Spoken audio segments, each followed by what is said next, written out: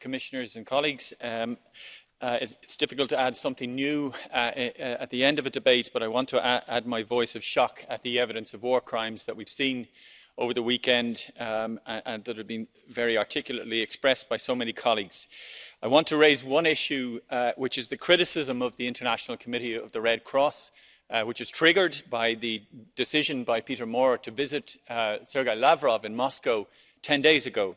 And photographs that emerged of Mr. Moore seemingly smiling with Mr. Lavrov, and the decision to open an office in Rostov, just inside the Russian, across the Russian border.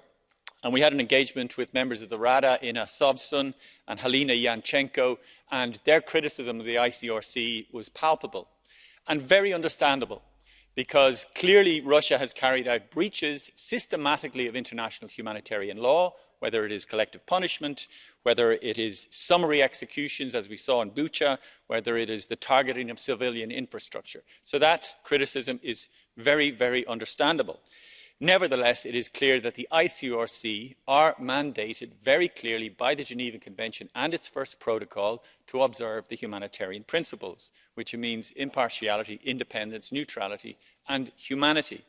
And that is a very difficult thing for the ICRC to do, and it's very difficult for members of the Rada to accept. So my recommendations are twofold. First of all, that the ICRC should be a lot more sensitive in the circumstances where there is clearly an asymmetric approach to respect for international humanitarian law, where the Russian side have been so systematically in breach.